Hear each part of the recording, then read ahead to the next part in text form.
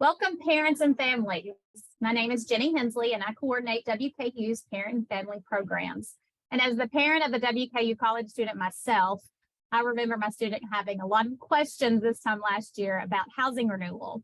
And while students are given all of this information, we know that many of them come to us, the parents, to talk through that process. And I remember being very unsure about how to guide my son. So this is an opportunity for you guys to hear from us how the renewal process goes, and hope you can have that conversation with your student a little better. So tonight you will hear from Doug Tate, our Assistant Director of HRL, and he will go over our renewal process. And also joining us behind the camera is Katie Corbin and Kirsten Hooks, also with Housing and Residence Life, who will assist with some of the questions throughout the webinar. So for those of you who are new to webinars, we cannot see you. But you can ask questions in our Q&A. So please do not use the chat feature. Put any of your questions in the Q&A, and Katie and Kirsten will respond as soon as possible. And I'll join you guys back at the end of the webinar for any questions. But for now, I'll turn it over to Mr. Doug Tate to explain WKU's on-campus housing renewal process. All right, thanks so much, Jenny. So like Jenny said, my name is Doug Tate. I'm the Assistant Director of Housing Administration for WKU. So I oversee all of our logistical processes, including housing renewal. So I'm just going to pull this up here real quick. But what exactly is renewal? What do we mean when we say renewal? Renewal is the application process for returning students to re-agree to their housing contract and claim their space on campus for next academic year.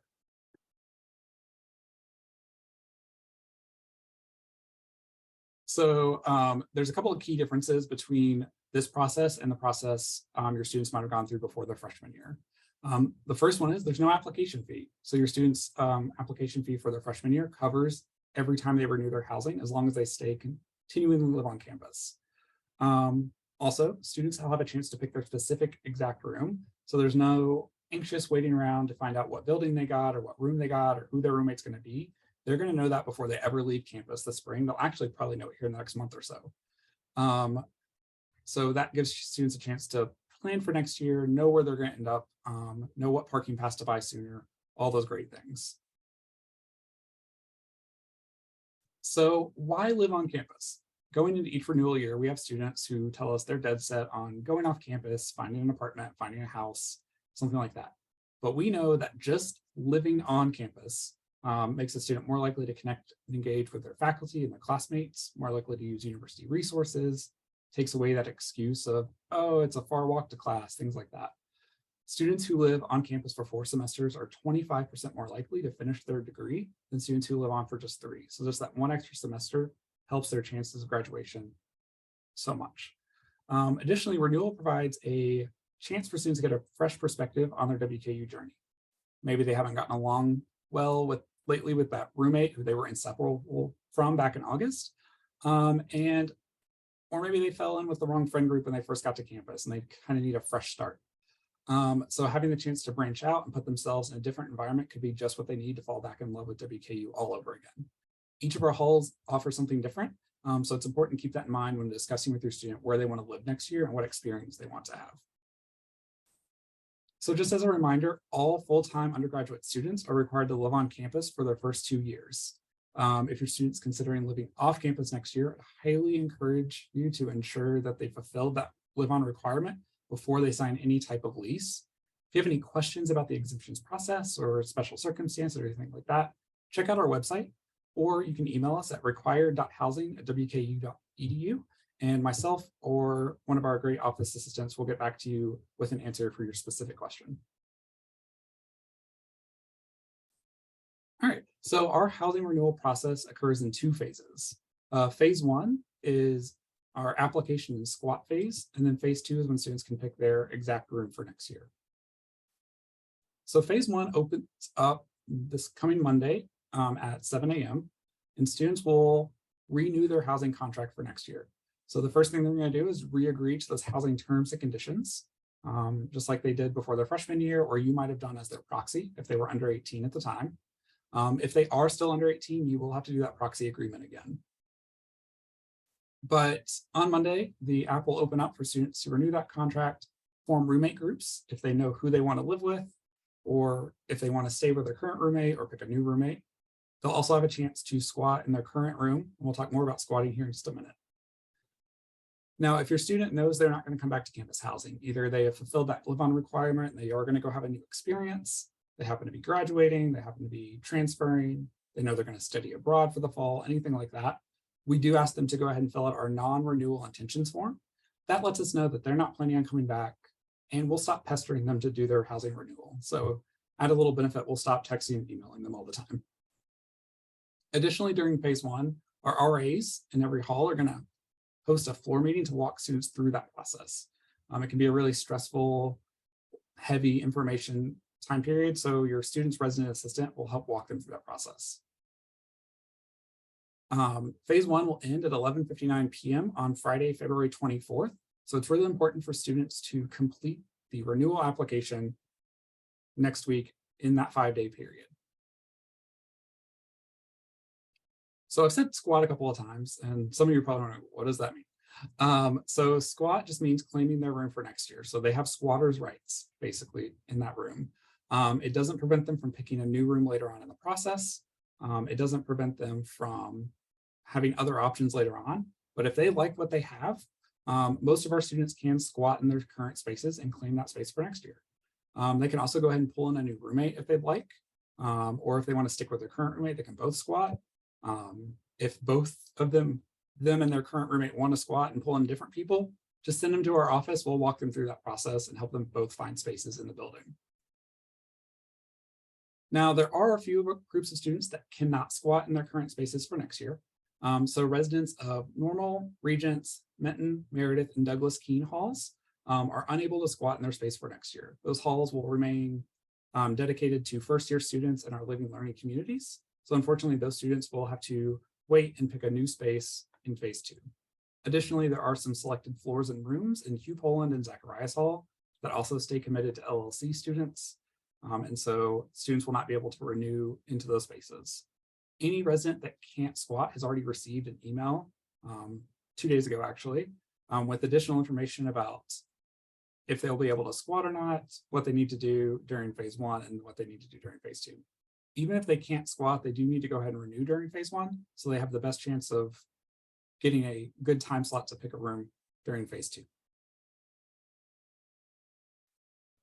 So as I mentioned, every resident assistant will host a floor meeting during phase one next week.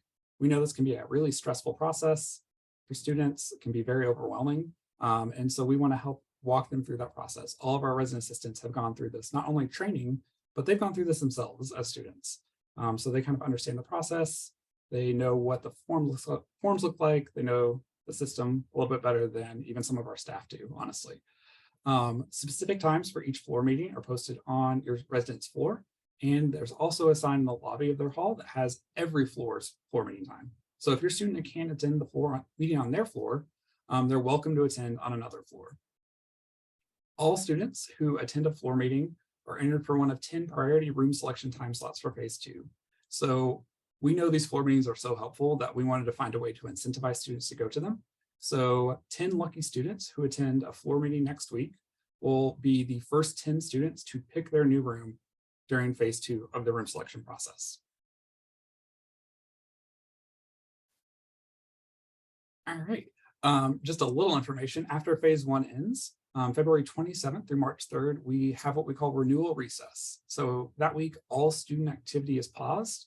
They won't be able to do anything renewal-wise in the housing portal because our central office is going to work on a variety of tasks. We're going to consolidate some of our spaces in our upperclassmen halls to try to get more beds open. So that way more students have a chance to get to those hotel and suite style buildings. We're also going to place any of our returning LLC students. We're going to create and send out those room selection time slots. We're going to make sure any of our students who have ADA accommodations, are student athletes, and some other special needs groups, we're going to make sure they have the spaces they need. We're going to try to meet any extended living request. So if a student has preference that they need to have a building that's open over those winter breaks and Thanksgiving breaks and spring break, we'll make sure those get fulfilled.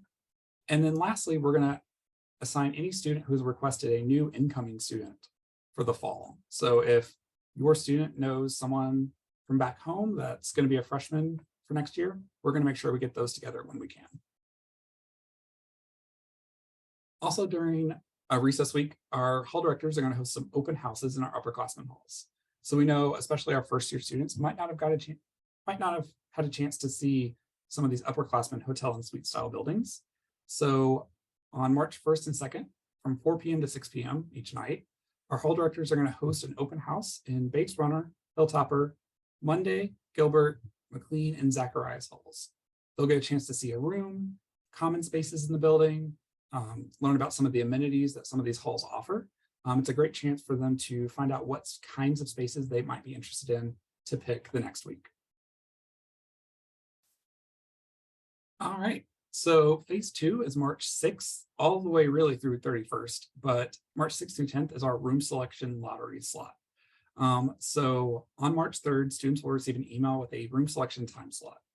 That is based on their current class standing, credit hours earned, and a couple of other little factors if they're an LLC student or not, things like that. So we give them a randomly assigned time slot within those category or classifications, and they'll be able to log into the portal at that time slot and see all the room spaces available for them to grab. So they can log in and see that there's a space in Hilltopper Hall, they can go ahead and grab it. And if they have formed a roommate group during phase 1, this is when they'll be able to pull their roommate in to that space. So typically what we try to tell students is find out who your roommate, or find who you want your roommate to be, whichever you gets an earlier time selection or room selection time slot, that's the person that needs to go ahead and be that roommate group leader, pull that person in. March 6th through 10th is also when anyone who didn't complete the renewal process during phase 1 can do so. So if they didn't meet that deadline of the 24th, they can complete that application starting March 6th, and they'll receive a time slot after everyone who did phase 1 has gone through. So it is really important to get that phase 1 completed, so that way they don't have to wait till everyone else picks their room. Additionally, during phase 2, we encourage students to go back into the portal as many times as they would like, all the way through March 31st to continue trying to get the room they want. So if a student goes into the portal and they can't find the room in the building they like, keep going back in. Students cancel out their assignments every single day as upperclassmen go out and find an apartment, or someone decides they're not coming back to WKU for next fall. Slots will open up every single day. The past 2 or 3 years, every year on March 31st in the afternoon, there's been a spot open up in an upperclassman hall at the very last minute. So encourage students to go back in as often as they would like. All right, I think that is all of my prepared information. So do we have any questions? Okay, thank you, Doug. We do have a few questions that are still open. Doug, if you could weigh in a little bit more about squatting, particularly if they're wanting to squat in their current building, maybe not in the room that they're in, but on the floor or a different floor. Is that possible? Yeah, so if they're wanting to stay in the building that they're currently in, they can squat. They can only squat in the room. They only hold squatters' rights for their room. But what I would encourage students to do is go ahead and squat in that space if you can, just so that you can at least know you're in that building. And then during phase 2, you'll be able to possibly pick a room, another room in that building. And also if it's a special circumstance, like let's say we have students in PFT on an upper floor and they want to move down, they can also contact our office and we can help them find a space on a lower floor if they haven't already. And typically, a lot of our buildings, we will start to move people down to lower floors later on during the summer. So they'll have a chance to possibly get somewhere else in that building. Okay, also, we want to remind you all, if you can, to put those questions in the Q&A. So, and then we will try to answer them, or we will ask them aloud for Doug. Another question, Doug, that's being asked is about private room. Is there a different process for renewal if they're wanting a private room? Yeah, so if a student is wanting a private room, if they currently have a private room in either Gilbert or in Pierce Ford Tower on the 6th or 22nd floor, they've already sort of had that private room this year. They can claim that private room for next year. If they have a private room currently anywhere else on campus, or if they're wanting a private room for the first time in the fall, they can preference private room as one of their options during phase one. They're asked to provide some room preferences like private room, extended living, hotel or suite style. And so they can preference private room, and we'll offer those on a first come, first serve basis during phase two. Okay, thank you. Another question, Doug. Can you go again? I know you touched on this a little bit, but can you also explain again the buildings that they cannot squat in? Yeah, so the buildings that students cannot squat in are those buildings that stay committed to our living learning communities and our first year students. So that will be Normal and Regents Halls, Meredith Hall, Hugh Poland Hall, or sorry, Normal Regents Halls, Meredith Hall, Douglas Keene. Oh, I'm blanking on one. I know I am.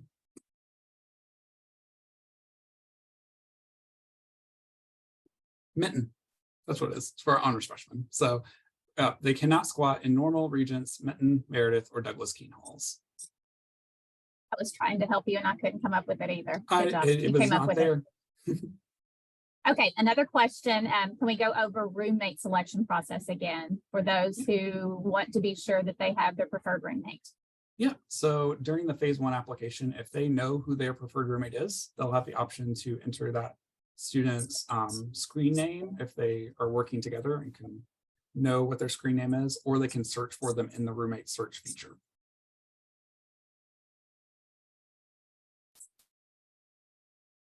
So we've had a few questions on here too about fraternities or sorority houses, and particularly if they do not have, if they're going to end the semester with maybe 25 hours, planning to take summer school, could they still sign up to live in the fraternity house in the fall? Yeah, so if a student is wanting to live in a Greek chapter house for the fall, to meet that full exemption as a sophomore student, they would need to have 30 credit hours, but that's just 30 credit hours before the start of the fall semester. So if a student's going to end the spring with less than 30, but say they're within, they're at 26 or 27, go ahead and maybe check out a summer course either at WKU or at another institution that would transfer back. As long as their transcript represents 30 credit hours by the start of the fall semester, they would still meet that requirement. That exemption, though, is only for the official chapter house. It's not for any, it's not just a house with other organization members. It has to be the official chapter house, and they would have to be on the list provided to student activities. Okay, another question related to coming from community style to hotel style. Students are not responsible in community style cleaning their own restrooms. Can you explain the process when they move to hotel style? Yeah, so in hotel or suite style, our students are required to clean their own restrooms. It is their space. So we will clean it before they get there, but it is up to them to clean it. It is up to them. We can provide them toilet paper if they would like. It's available to pick up at the desk, but most students, choose their own preferred brand. But it is their responsibility to clean it. So it'd be between them and their roommate. So we encourage students to set expectations pretty early on about who's going to do what, when, and sharing that space responsibly. Okay, and if they're currently in an LLC, LLCs are for first year students only, correct? The majority of our LLCs are for first year students. We do have a couple of LLCs for our second year and returning students. That would be Stonewall Suites, ROTC, and our ISEC second year LLC. Okay, and those students have, I was going to say those students have also received communication specific to their communities. Okay, great. So let's see, there's a couple of questions related to Monday Hall, which is a new name on campus. It was Northeast. So if there's some confusion there, Northeast and Monday Hall are the same. Yes. So we renamed Monday Hall back in August of 2021 in honor of Margaret Monday, the first African-American student at WKU. And so a lot of people will remember it as Northeast Hall, but it is Monday Hall now. Okay, and what if they don't like the roommate they picked during phase two? Can they change their roommate after March 31st? So after March 31st, if they find out that they're not going to get along with that roommate, they would just need to contact the housing office and we would help facilitate that change.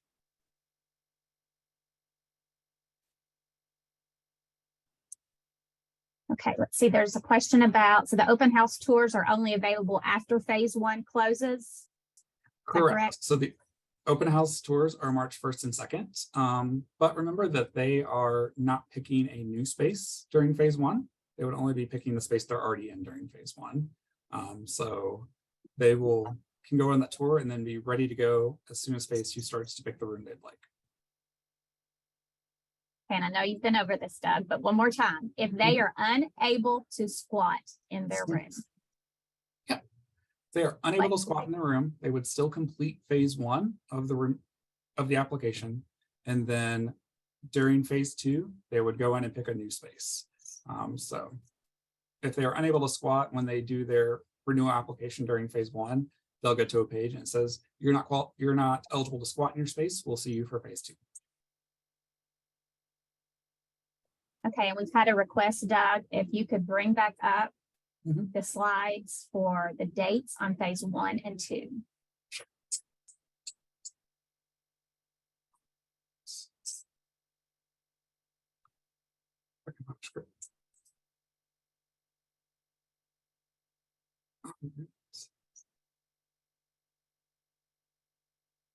So phase 1 is February 20th through the 24th.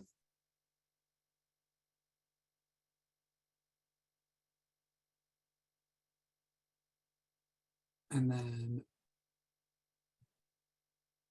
phase 2 is March 6th through the 10th.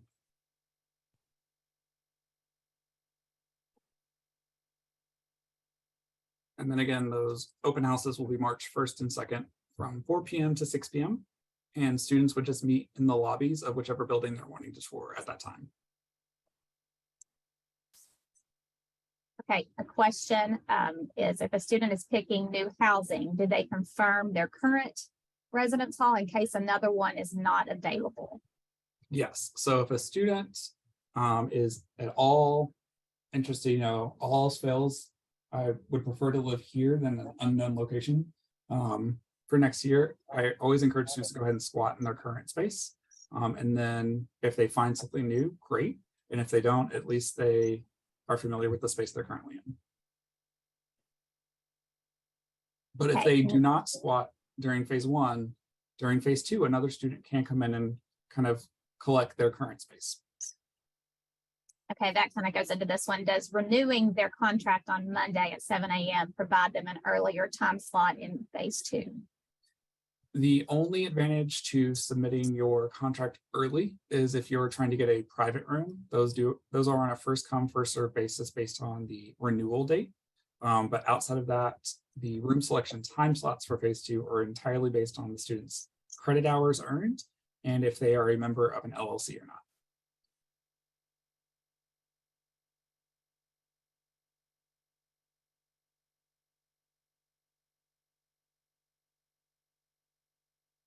Okay, one more. We've had a few more questions regarding semester, how many hours they need to have for the apartments. Oh, for the apartments, they would have to have 60 credit hours earned by the time their lease starts for the WKU apartments.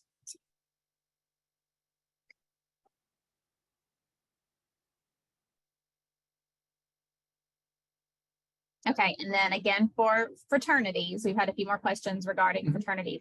If they were to move to the fraternity house their second year, 30 hours, correct? Yes, they would have to have 30 credit hours earned by the start of the fall semester to be eligible to live in the fraternity house without violating that required housing policy.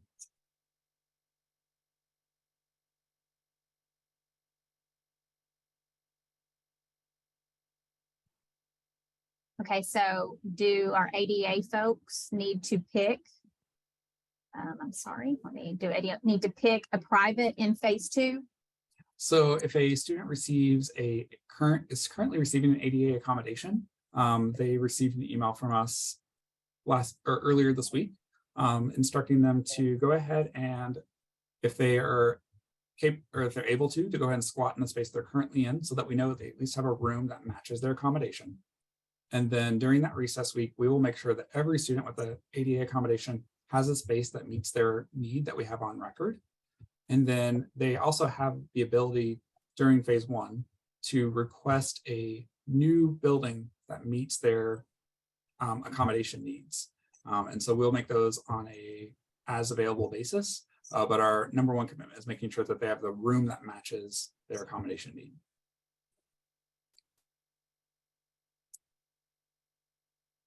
Okay, and I know you've gone over some of these, Doug, and I apologize, but if they are wanting a single room, when do they pick?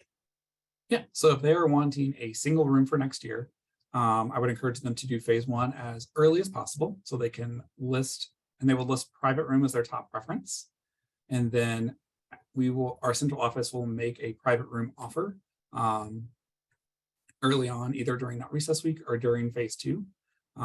But a student that is not currently in a private room in Gilbert or PFT won't be able to pick a private room during phase two. They would have to be offered that private room from here in the housing office.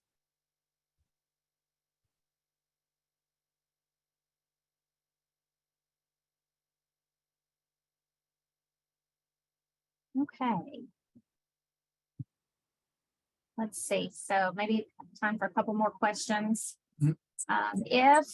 If this question is related to if a student has anxiety, does she need to have medical documentation to request a private room because of her medical condition? Yes, any student requesting a private room or any other type of accommodation due to a medical or psychological reasoning would need to apply with our Student Accessibility Center. That office collects some verification forms from your medical provider, and then they send housing a recommendation on what accommodations that student might need. So, and if a student doesn't get a private room, how do they go about finding a roommate? So if a student doesn't get a private room and they need to find a new roommate, through March 31st, that roommate matching system will remain active in the portal. They can go find a new roommate, or they can, if they happen to know a friend or someone else on campus they want to live with, they would just do it kind of the old-fashioned way, but that they will still be able to go into the portal and do a roommate matching process. Also, as they look for a space during phase two, they'll be able to see the other student. If another student is in the other half of that room, they'll be able to see their roommate profile and kind of see if they were a good match or not. Okay, can you go over the LLC process one more time and how, since they cannot squat, exactly what they do? Yeah, so any student cannot squat. They will still complete phase one. They'll still re-agree to that housing contract. And then during phase two, they will just select their space, just like they would. The only difference between an LLC student and a non-LLC student is that they wouldn't be able to stay in that same room for next year. Okay. I think we are either in the process of answering a few other questions that have been asked, or we have answered them publicly. Make sure. Yeah, we will continue answering some of those questions individually, but we are going to go ahead and wrap up our webinar tonight. Thank you, Doug, for answering our questions and maybe even answering them a couple of times for us. So we want to encourage all of you all to do some things tonight. One of the things is to bookmark our WKU's parent portal. It is a great resource for all of our parents and families out there who want more information about WKU, but also just information about college students in general. And Kirsten has added that web address in the chat feature. So be sure you check that out. There are dates in the housing or in the parent portal that will show you upcoming dates, and many are truly specific to housing. So after our renewal process, we'll begin preparing for Residence Hall spring break shutdown. So students will need to be planning for that information coming to them soon. And this webinar will be recorded and it'll be available for viewing hopefully tomorrow, and that will be featured on the parent portal. We will list it there. So you all can go back and revisit it, share it with your friends who may have questions, or with your students too. And if you have additional questions after this evening, feel free to reach out to any of us here tonight. We've got our Housing and Residence Life email in the chat, as well as my personal email. Feel free to email me. If I don't know the answer, I'll be sure to find someone who can answer that for you. So again, thank you guys for joining us this evening. And I hope we were able to answer some of your questions. Thank you again to Doug, to Kirsten, and to Katie for helping facilitate the evening. Thanks again and have a great evening.